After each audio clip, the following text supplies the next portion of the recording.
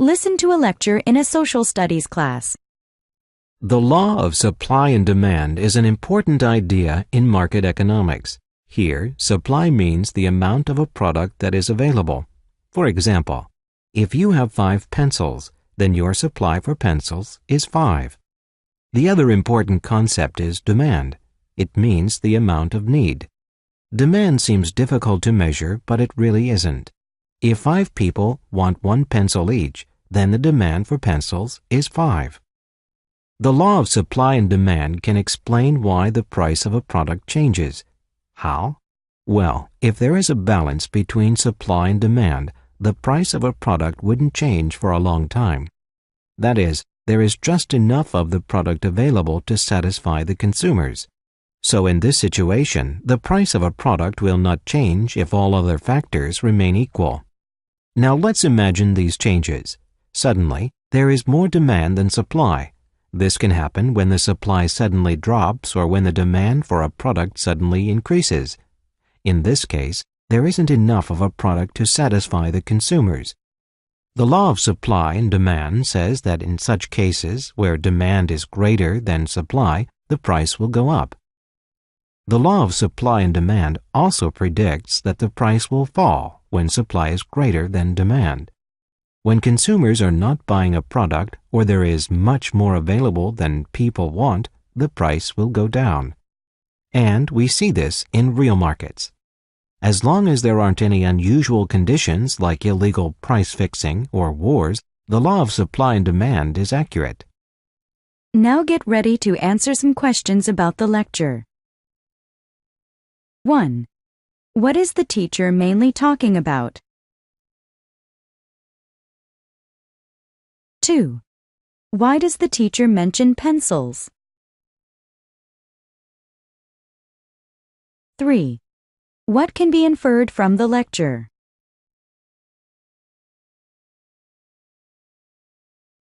Listen to a conversation between 2 students.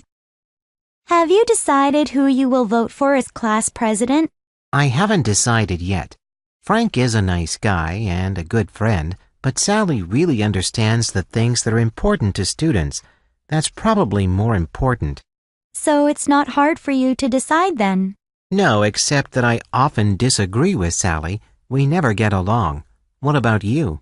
I'm going to vote for Bob. Bob? Are you kidding? No, I'm serious. I think he would do a good job. Well, I suppose it's only 1 vote, and it's not likely that he would ever win.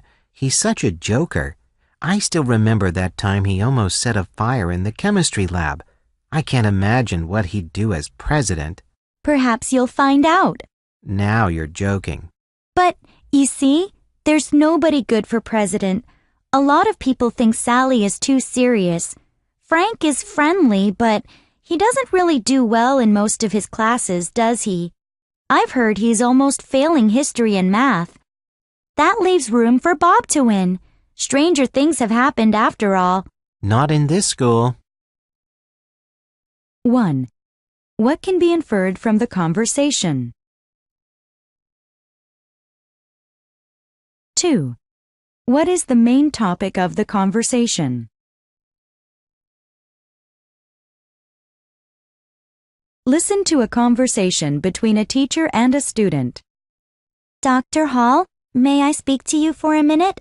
Sure, but I have to go to my next class, so we'll have to talk as we walk. No problem. I want to ask you about some sources for my term paper. What topic are you writing about? I'm researching the impact of climate on culture. Oh, like Robillard described. That's an interesting topic. But I'm looking for other views. You know, other people who have studied this but reached different conclusions from Robillard. That's certainly a good approach. I know his viewpoints are the basis for most work in that area, but surely some people disagreed. Oh, many did. But his influence was so strong that not many of his opponents got published. That's why I hardly found any journals with opposing views. I might have some articles that disagree with his conclusion.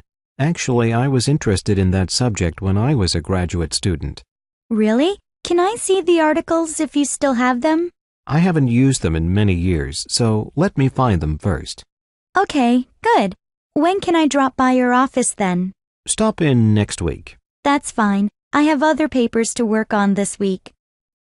Now get ready to answer some questions about the conversation. 1.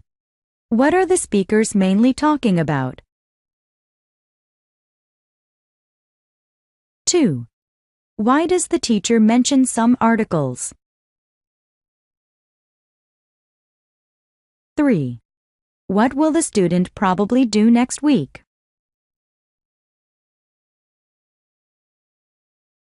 Listen to a lecture in a social studies class. The Chinese New Year, also known as the Spring Festival, is a major holiday among Chinese populations. The festival begins on the first day of the first lunar month in the Chinese calendar and ends on the 15th. The Chinese New Year is characterized by visits with family and relatives. People usually spend time with their family during the holidays. In fact, it is the largest annual human migration and causes huge problems with transportation. There are some traditional practices during the New Year period. For example, they use the color red a lot. People wear special red clothes and give gifts of new money in red envelopes. Some even paint their doors, windows, or houses red for the new year. They believe that the color red scares away ghosts and bad fortune. People also sweep their floors the evening before because sweeping on New Year's Day would mean pushing away their good fortune. Naturally, there are traditional foods. Fish is eaten on New Year's Eve, then dumplings during the festival. The dumplings are considered to wrap up good luck. On the contrary, buying new things or cutting your hair is considered to be unlucky at this time. 1. What can be inferred about the Chinese New Year? 2. Which of the following is not true about Chinese New Year practices?